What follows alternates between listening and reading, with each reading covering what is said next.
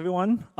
This panel is about Web3 gaming, and I think everyone in the room can agree that one of the biggest reasons why Web3 can succeed is gaming. And so while it is a big focus for Avalanche, we've seen a large influx of users come into Web3, traditional gamers, as well as crypto-curious users.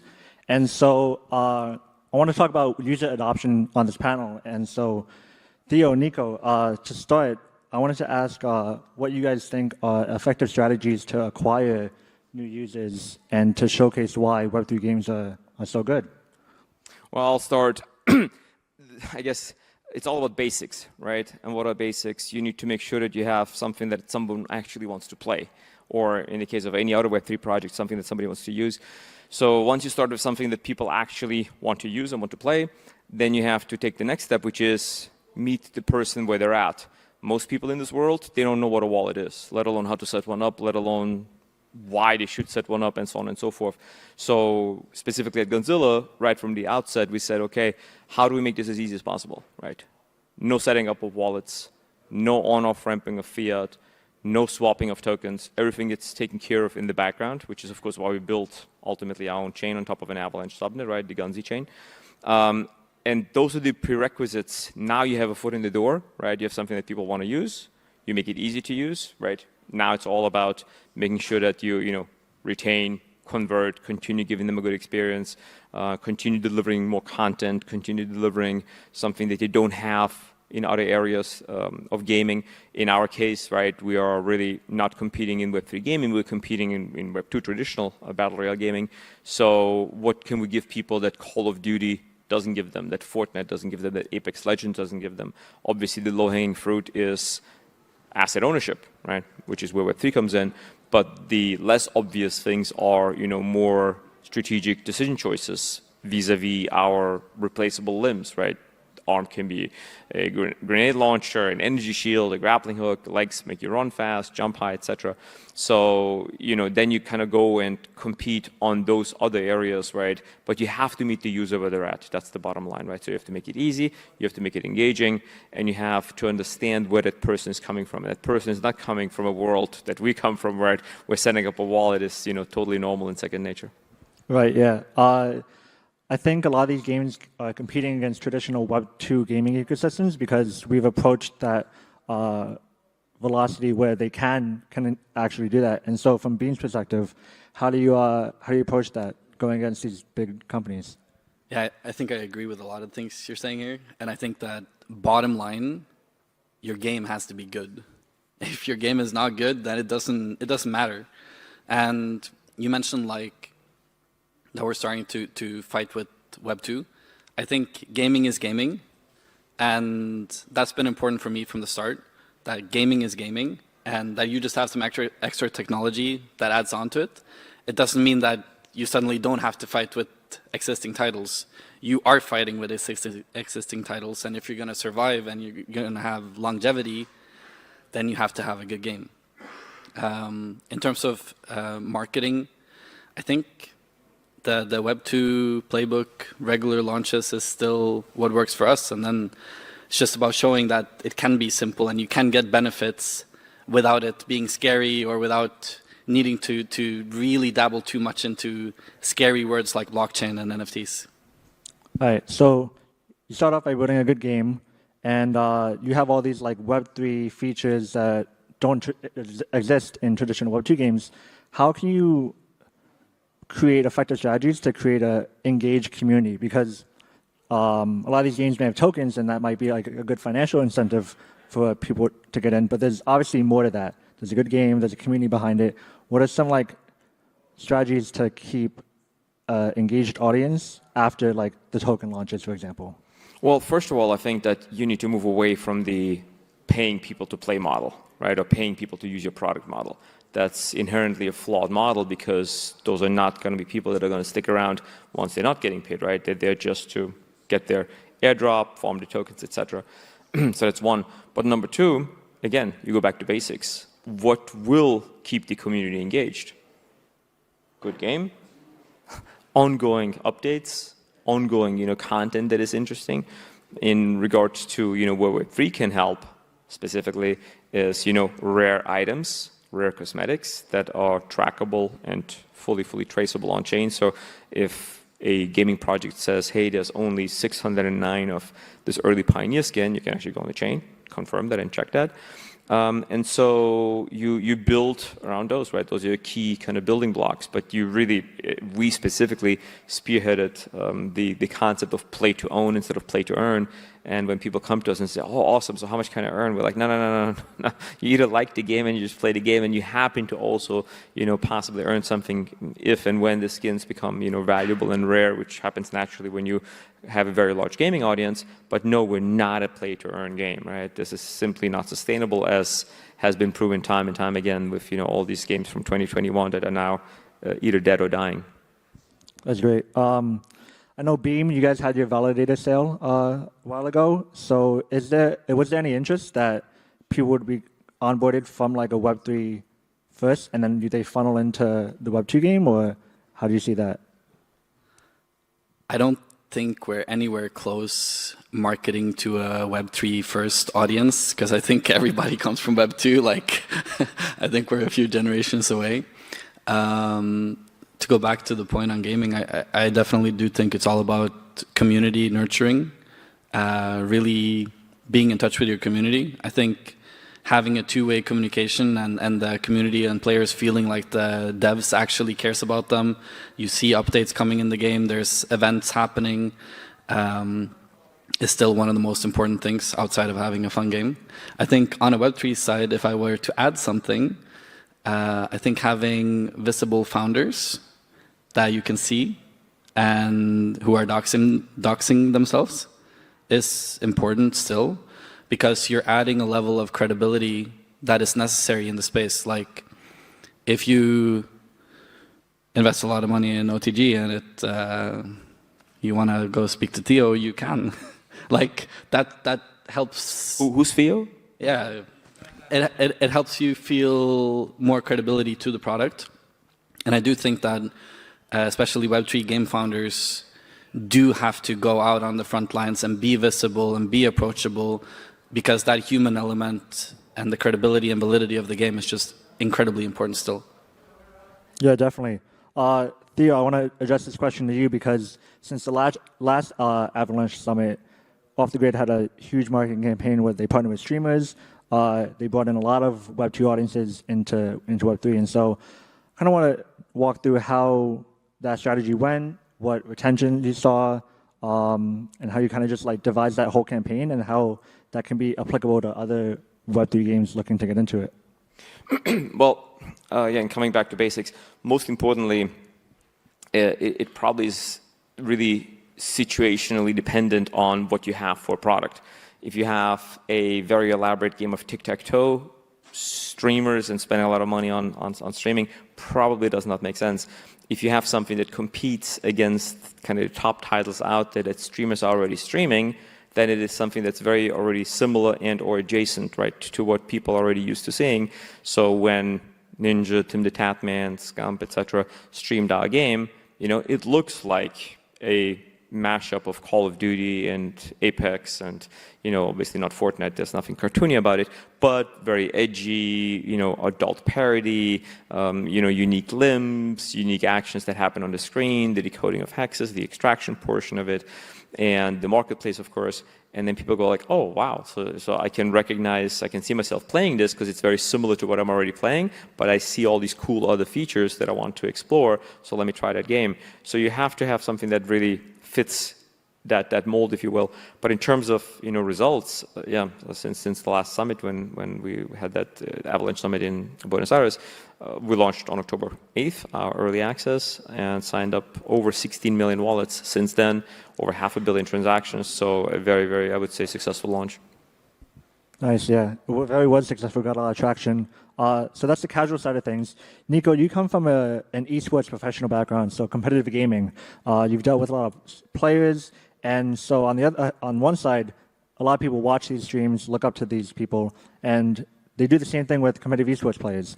How do you think you can tailor Web3 games to fit esports and make it that huge entertainment industry that kind of like League of Legends has seen? making like $1 billion industry? Yeah, I don't think it's too difficult, like the premise of it. I started playing League of Legends myself because there was bigger prize pools and more tournaments than in StarCraft 2 at the time. So I literally started playing because I wanted to earn money from playing, and then I fell in love with the game. And I think that that approach will work for a lot of different games, like Off the Grid as well, long term. As long as you show that you have professional leagues, you have professional tournaments, you actually pay out your winnings, and you see that there are players who can actually make a living, and there's teams that are invested. Once you start getting more and more esports teams on the field as well, that they want to participate in the game, you have the tier 1 teams actually wanting to have a 5-man team in your game, then you can start building storylines as well, which is important. Yeah, that kind of goes into the community thing. You think there's like a way that Beam and Gunzilla kind of can work together to adapt the traditional Web3 community aspect and turn that into Web2 gaming to make things more aggregated together? Well, so I'll say two things. One, some stats that we have, but two, some really fun anecdotal evidence. The majority of our players that we have are not Web3 natives. And the kind of really fun anecdotal thing is I play almost every day when I'm at home. And even though I have some friends that I love playing with, I always spend at least a couple of games playing with randoms. Randoms means that the system just matches you up with whoever. And I always ask 3 questions. Number 1, how did you find out about us? It's always the same. It's like TikTok, Instagram ad, etc. Or, in the free-to-play list on Epic, on PlayStation. And then the second question is, what did you play before? And in 9 out of 10 cases, it's Call of Duty, Apex Legends, Fortnite. And then I say, well, what do you like better about Off the Grid than those? And it's always, the marketplace, the movement, the speed with which the team does updates. So that's absolutely, to me at least, right, the kind of pinnacle of the success that we're trying to achieve, which is to compete with these large giants in that space. And so, yeah, I'm not quite sure what it's exactly 90%, and like I said, it's only anecdotal, but I do know that the majority of people that play our game have absolutely nothing to do with Web3. We have one large team of 80 plus gamers, one of our best teams, and they said that prior to Off the Grid, they didn't even know what a crypto wallet was. Now they're all rocking Avalanche wallets, they're like talking about tokens. Again, that's not the main goal, right? It's not the main goal for us, but it does show that people, once they're exposed to it and they see that, oh, it's not all a scam, right? It is actually some really good, useful application to this technology, then they actually start on their own researching it, learning about it, exploring it, etc. And I think that's the natural way of what this technology needs to start doing, right? Being really easy to use, being really approachable, providing really fun, engaging experiences, providing good products in order for that adoption to mainstream to start happen very naturally. Nico, can you speak from the Beam point of view? Yeah, you mentioned like how Beam and Off the Grid can do stuff together and actually help the space. So for those of you that don't know, we made a YouTube account last summer, Beam Gamers. Since last summer, we grew it to around 400,000 subscribers as of now. And the main premise of this YouTube account is showcasing Web 2 and Web 3 games side by side. Top 5, top 10s, funny moments, whatever. And also, for example, when Helldivers came out, we were like, but what if there was NFTs?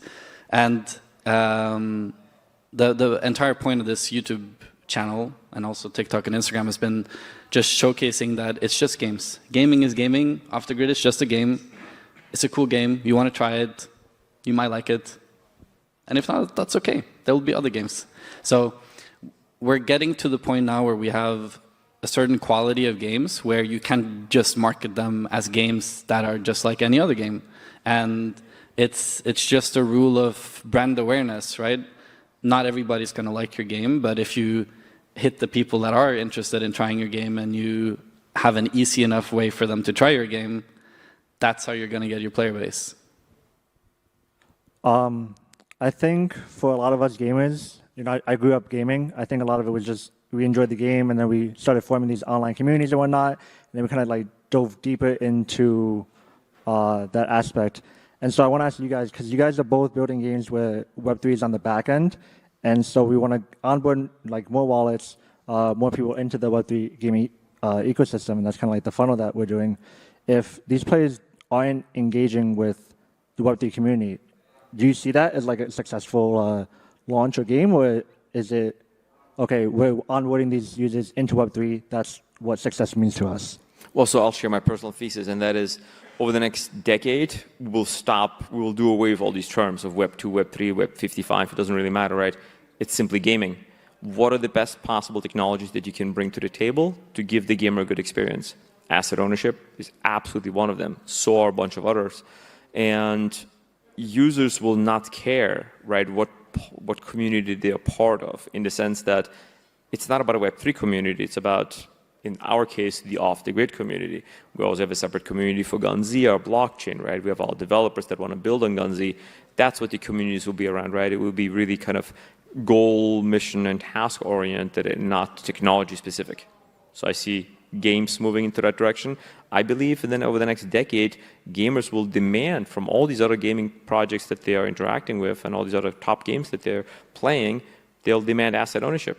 They'll be like, why would I pay $5 for this and never be able to own it, you know, resell it, etc. I always like telling this little anecdote out of my life with regards to my own two kids that played Fortnite for a couple of years, spent a couple $1,000s of their own hard-earned cash, and then when they moved on, inevitably from Fortnite, right, to Apex and Call of Duty, they were like, oh, hey, Dad, so how do I get my money back? I'm like, what are you talking about? Well, I own these assets.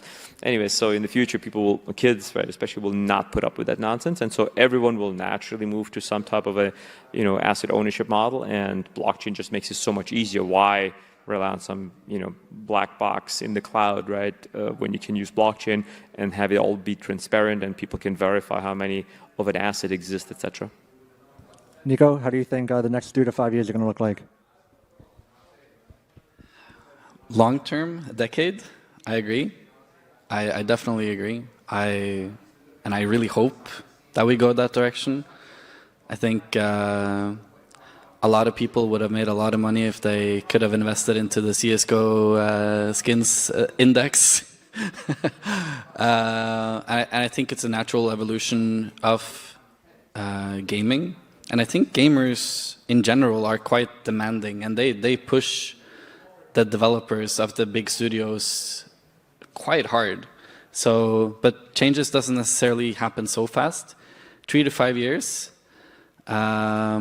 I'm not sure we will have the biggest game studios, but a decade, I'm pretty confident. Yeah, I would bet money on that.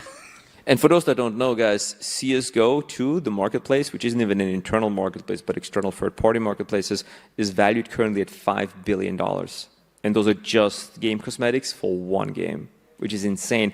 And selling them on third-party websites could still get your account blocked. It's not like it's sanctioned and fully authorized by the gaming project itself. Yeah, it's insane. $5 billion. There's whole hedge funds that do nothing but invest into skins, even though they don't play the game, they don't do anything, to hedge against, you know, S&P 500 going down, Bitcoin going down. There was a really fun chart earlier this year for the first couple of months of the year where the S&P 500 went down, Bitcoin went down, the marketplace, CSGO marketplace went up. It's incredible. And 5 billion, it's now, earlier this year, is 4.3. I mean, like, we added 700 million in value CSGO in a couple of months. Insane. I think on that point, historically, whenever there's a recession, gaming still goes up. So I think gamers don't care so much about the market. Gamers are going to game no matter what's happening outside. Like, gamers going to game. Definitely. So you're saying that I should sell all my Bitcoin and just start investing in limbs on off the grid? I wouldn't get that far, but your investment strategy is entirely up to you. But the whole point, of course, all joking aside, is that when you spend a lot of time on a game, and I tell my kids the same thing, I have 3 of them, when you spend a lot of time, let alone some money, right, that it took you a lot of time to acquire, you should be able to show something for it. So I was against my kids gaming, not because, you know, I feel like gaming is a bad idea. I think it has a lot of positives, not the least of which is socializing, which, of course, the COVID pandemic showed us that, you know, suddenly you couldn't talk to anybody, and all of this socializing moved primarily into games. But it's really a matter of just making sure that you have something to show for the time that you spend. So I was against my kids gaming, and we really limited it a lot. As soon as Off the Grid came out, I'm like, go play. I mean, not quite as much as you want, right? But the idea was like, hey, get into this early access, get into this Pioneer program, because whenever you do lose interest, you'll be able to monetize that. We have people, we now have over 20,000 people moved over to mainnet. We have people that spent $12 last August on a battle pass that got them access to, let's say, 10 different things right on the battle pass, selling stuff for hundreds of dollars, in some cases over $1,000 for these rare items, right? That they spend, whatever, a couple hundred hours on and $12 a month on. So, yeah. It makes a lot of sense. So we're at Avalanche Summit. Kind of have to address this. I wanted to ask you guys why you guys started building on Avalanche, and what advice and resources you think you can give to the people at home, or they want, like, how to reach out to build a good game. Sure. So first, in regards to Avalanche, since our main criteria was to abstract away all of the complex technology into the background, there was never a question that we needed our own chain. Once we started looking around, how could we build our own chain short of, forking a chain and spending a lot of time and money and resources away from our core focus, which is game development. The only project and the only chain that actually did what they promised they would do was Avalanche. That was the only chain that we tested in our office where we could use our own tokens for gas. And that's a prerequisite in order for everything to be abstracted away. You have to have your own token for gas, because then you can subsidize everything automatically. It doesn't cost you virtually anything, and everything starts working. So that's part one, why Avalanche. Part two, of how to go about building your own project, I come back again to my first answer, which is you go back to basics. You better make sure that you have a really good and entertaining game. It doesn't need to be complicated. I always bring the example of this runaway hit Among Us or Boltaro last year, right? This card deck building, poker mashup game, etc., that sold millions of copies. You have to have an engaging game loop. It doesn't have to be crazy, amazing graphics like Off the Grid, but it has to be something that people really enjoy, really want to play, really want to spend time on. And then, yeah, sky's the limit, right? What resources have been? That was a really long, convoluted way of saying coop. Context coop, that's right. Yeah, they have coop. Like, don't worry about the rest. Forget about the rest. Yeah. Don't build a good game. Context coop. Yeah. Now, Beam is obviously not a game. I think at the time. Hold on. Beam is not a game. What are you doing on stage here? I don't know. I'm supporting you. I guess. I thought Beam was a game.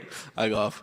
Now, at the time, I think Avalanche was the only one who actually aligned with the values of our C-suite, and we're actually technologically able to provide what we wanted in a chain where we were building. Now we've gone L1 and proof of stake as the first on Avalanche, and I think from my side on marketing, it's been a hell of a good journey, and love working with the team. Been doing a lot. We had Avalanche featured on our side event last week. We will be doing a joint event together, Off the Grid, Beam, and Avalanche in Gamescom. Germany in August? Yes, Cologne. I think value alignment and technology and team has been the big core reasons. So you guys think any game can build on any chain, but if you want to really establish that community aspect, that interoperability, you would advise people building on Avalanche. So you say that you guys envision on building a chain yourself, but you ended up building one. Do you think every chain needs a game? Every chain needs a token? How do you tackle that? I think what you meant to say was that does every game need its own chain? I said, yeah. Yeah, no worries. I knew what you meant. So no, the answer is absolutely not. So if we had the opportunity to find a chain out there that had a custodial and a non-custodial wallet solution, that had an advanced NFT marketplace, that had a visual blockchain scanner, that had an NFT minting engine that was built into a sustainable economy, we would have most definitely not gone through the headaches of building all of that over the last 3.5 years. We would have just focused on the core game. But now that we have it, of course, this is something that our Gunzilla ecosystem now will offer through an API and an SDK to other games to come and utilize all of these different tools in essence for free. to bring their games to an ecosystem that has all of that already figured out. But no, I don't think that every project should go through all that headache of building all of this. Now, having said that, for some projects, Beam, obviously, right, makes perfect sense. A whole ecosystem, yeah, you have to have your own chain. You want to onboard other projects, smaller projects, you have to have your own chain, right? So it really the answer is it really depends, right? And that's where Coop comes in, right? You contact Coop, he'll straighten you out, he'll figure out what you need, and then you can determine what you need. Yeah. Now you have to follow it up with a Coop joke as well, right? Is Coop here? Yeah, he's there. Hey, Coops! Go talk to that guy that waved his hand. If you were looking for Coop, he's right there, so go talk to him after. No, I think a lot of indie game studios and new game studios think that, hey, let's just do blockchain and we're going to be rich. And it's not that easy. And so I think that either you need to have an understanding or really have a vision from the beginning that that's something you want to do and have a logic with why you want to actually integrate, or you have an existing game that has like a history like MapleStory, and you're like, actually this technology would make sense. Can we find a partner that can help us integrate this and make this into a reality and handhold us through this? Which is why I think they chose Avalanche in the end. I think those two cases are where a game should. And yeah, you don't need to have blockchain today to launch a game. You don't. Right. All right. So we're coming up on time here. Outside of everything that we've discussed about just starting basic, just build a good game, what piece of advice would you give to the next generation? Build cool shit. That's it. Build cool shit. That's it. Build cool shit. Hustle. Work hard. Don't do the whole wasting time on TikTok and Instagram. Build stuff. Nico? Be authentic and maintain a two-way communication stream with your community and actually value your early community members. Even when you're early stage, you have 50 to 100 followers on your Twitter account or in your Discord. Take care of those guys. Like, make them ambassadors. Like, throw merch at them. Throw whatever you can at them. Just take care of them. And those are the people that are going to be really valuable long term. So take care of your community. Great. Theo? Oh, one last thing? No, thanks, guys. Theo, Nico, thank you so much for sharing your insights. And shout out to Coop back there. Thank you. Oops.